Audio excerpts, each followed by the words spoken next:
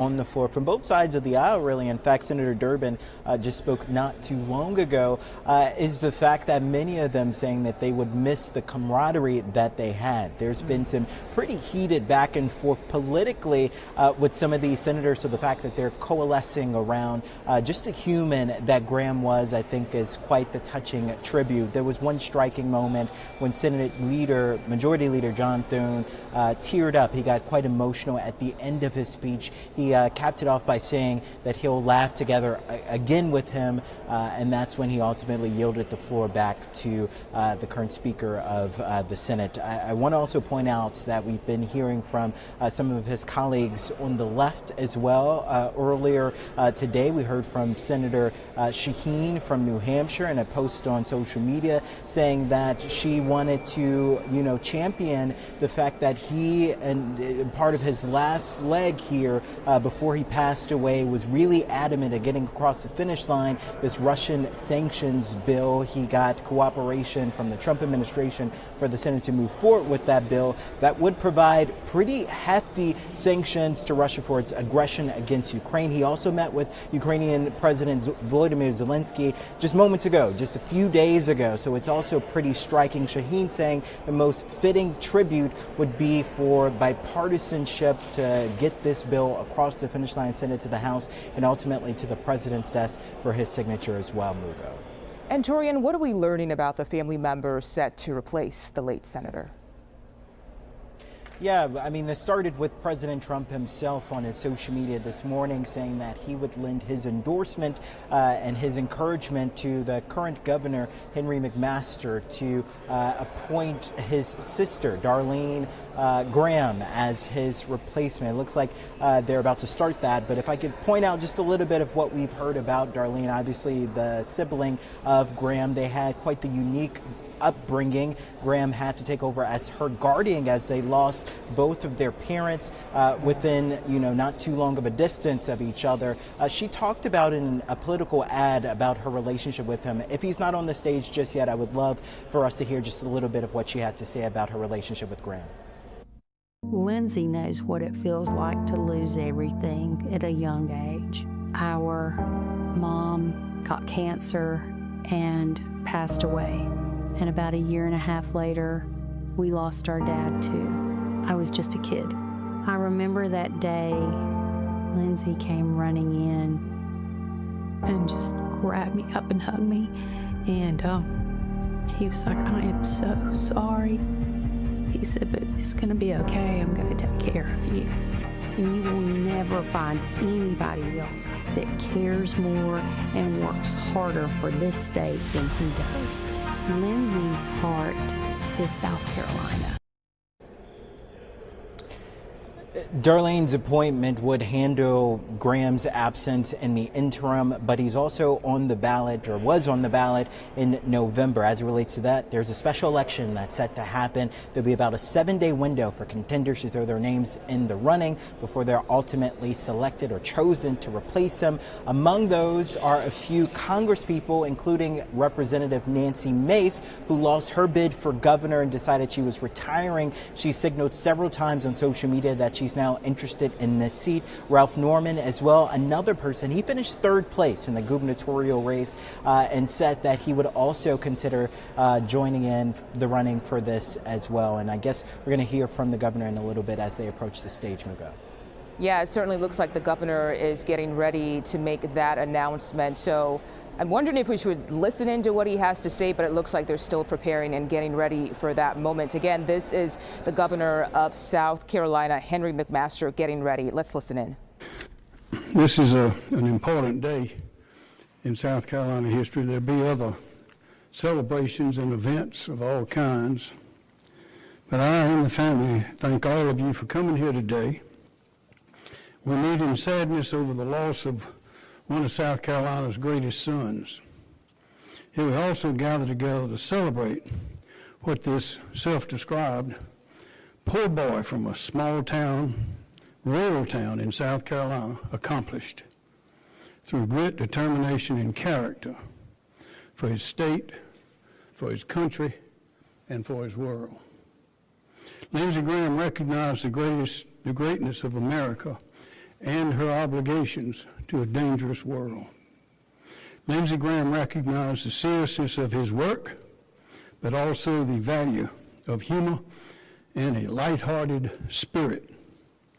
Lindsey Graham understood the hopes, dreams, and needs of his state and delivered for his state every time. Presidents, paupers, famous or forgotten, he treated us all the same. We have seen him attack evil and injustice and embrace friendship and the common good with equal fervor and strength. Yes, we are going to miss Lindsey, but we will always remember his quickness, his laugh, and what he has done for us and the world. As he described himself, this poor boy from a little town in South Carolina. Today, under the law, it's my duty and honor to name someone to serve in the place of this irresistible man, this irreplaceable man, this extraordinary man for the remainder of his term. Lindsey took care of his little sister in years long departed. It's my honor to ask his little sister, Darline Graham, to finish his work for him now. And by the way, Darline, I don't know if I told you, but after we spoke on the phone in the wee hours of Sunday morning, and you agreed to serve through tears, earlier, I had wondered what you would say, and I was humbled by your quickness to see the duty that you had to serve. And I called the president afterwards, and he thought it was a great idea. And I'm sure that everyone here does as well. Darling, little sister, come forward, please.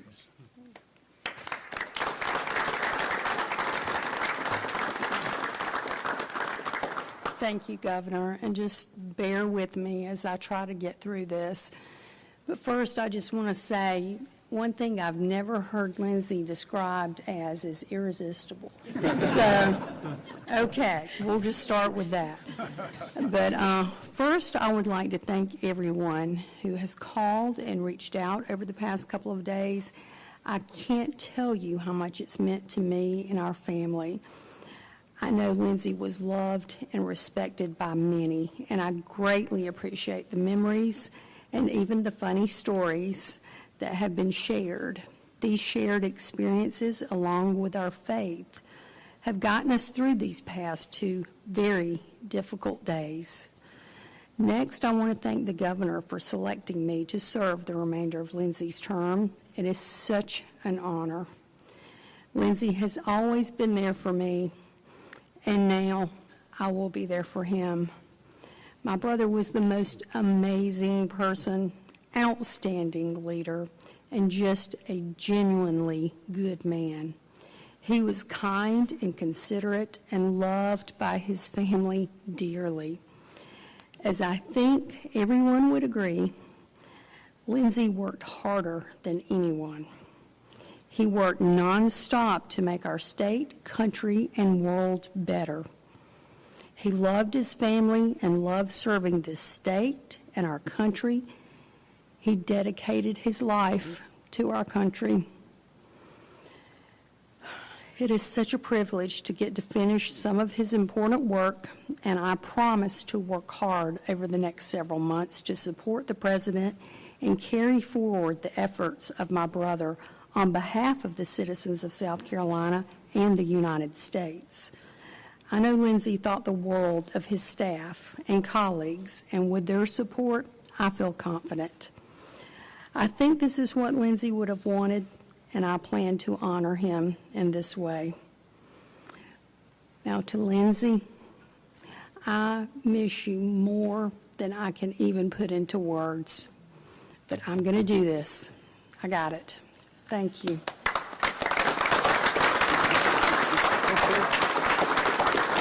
Thank you. That concludes this ceremony. Thank you.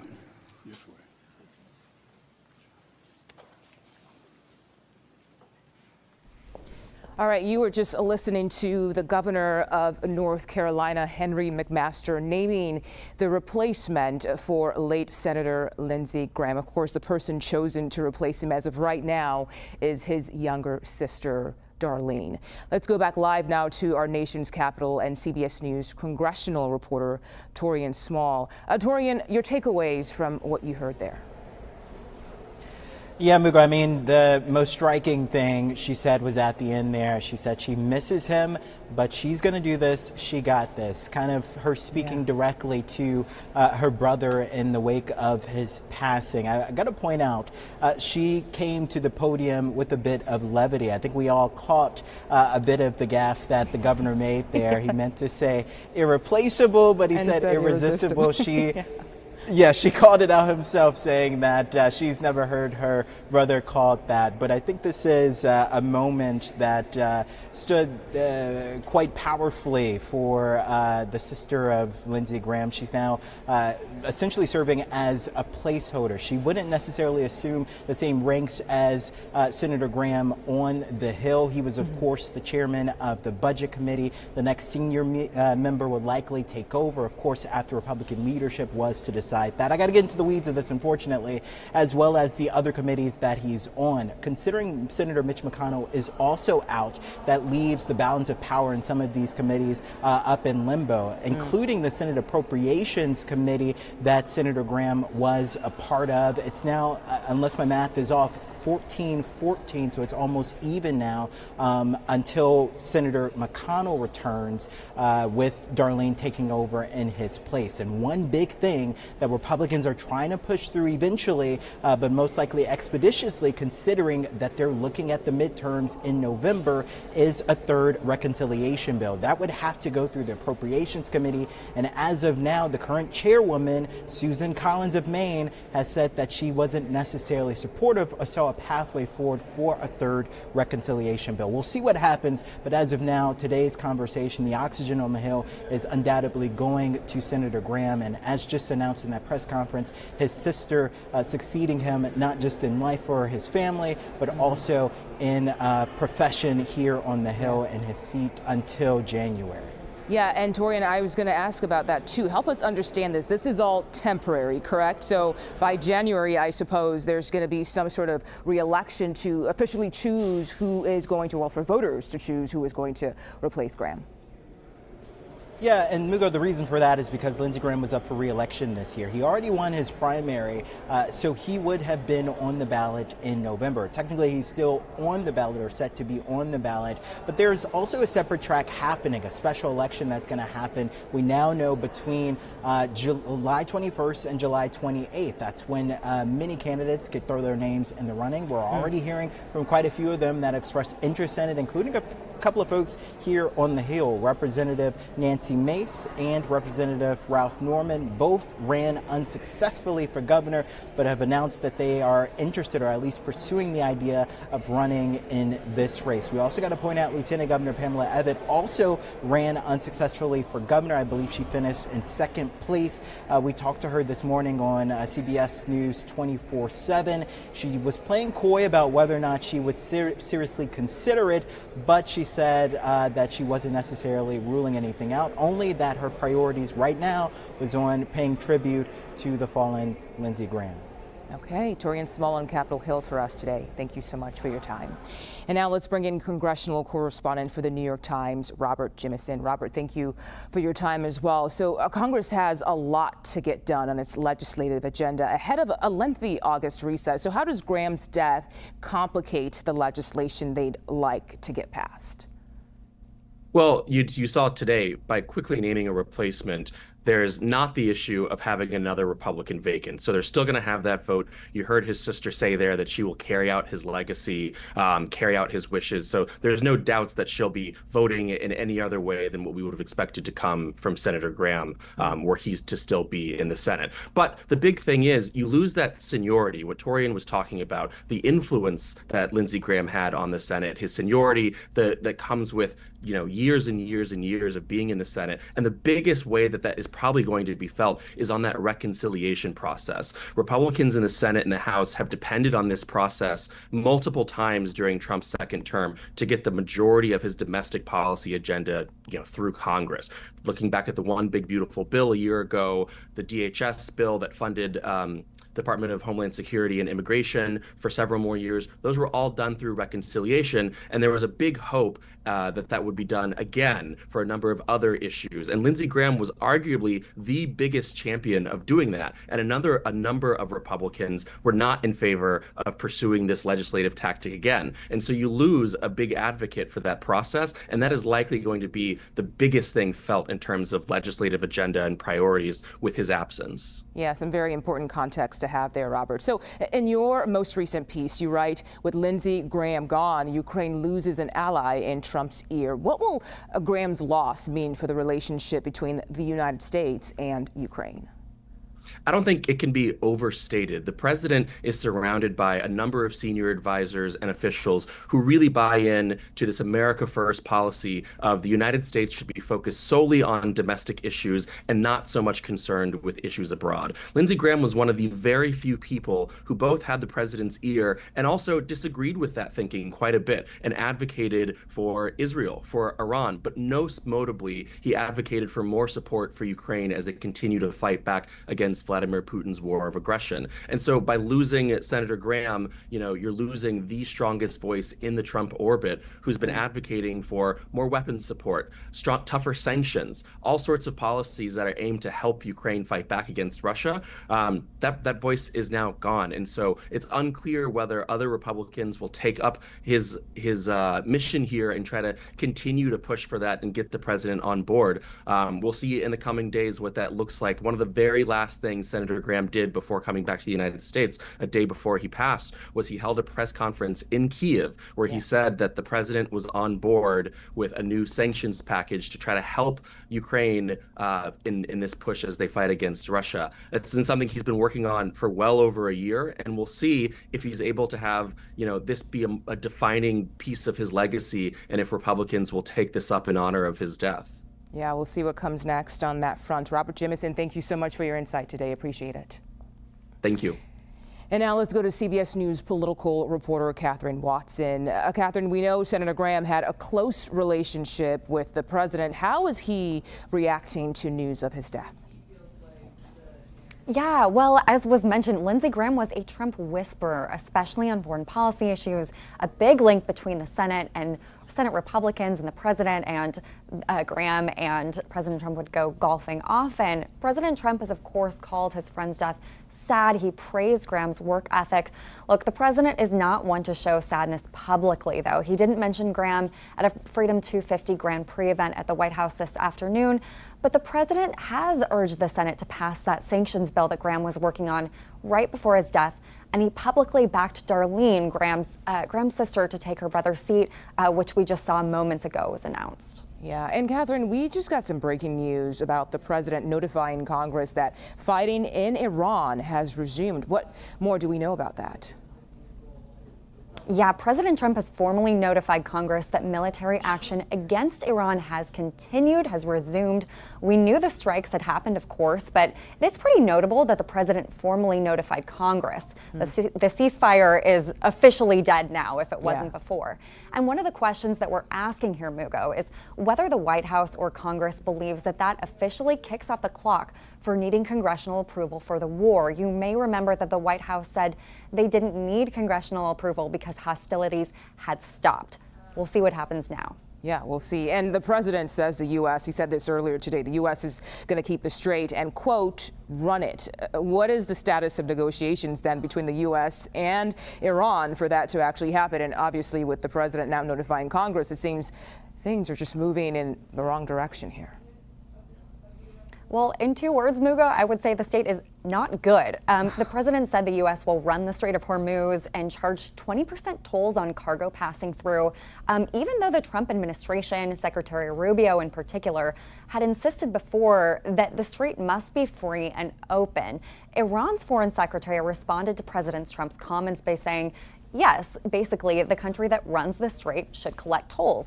and he said that country is Iran. Now, U.S. Central Command recently announced that they are reimposing, as President Trump suggested would happen, the naval blockade to stop vessels going in and out of Iranian ports, a way to stymie Iran's economy. So U.S.-Iran relations are falling apart really quickly at a time when the Trump administration hoped that they would be buttoning up a deal. Okay, Catherine Watson, thank you for your time today. And still ahead, a deadly shooting involving ICE agent sparks protests in Maine, what officials say led up to the shooting. That's next. Stay with us on CBS News 24/7.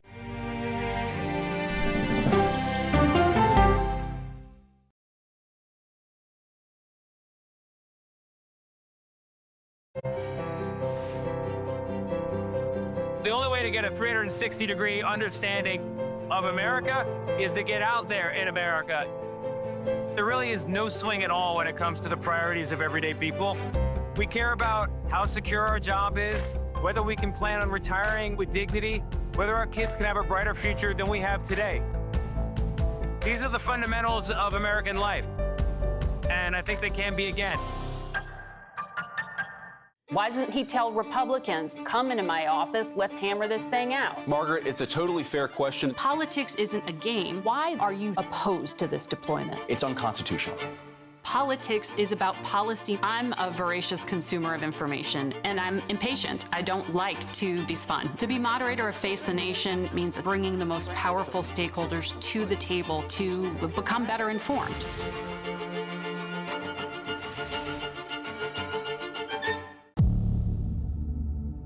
We don't want to accept that there's evil that walks amongst us, but it does. You know how when you meet somebody, you can't put your finger on it, but something's not right? You never know what anybody is capable of. I am a serial killer who's only killed once. Did you think when this goes public, this town's gonna be shocked? Absolutely. When you're dealing with a 30-year-old cold case, it seems like there's not a lot of hope.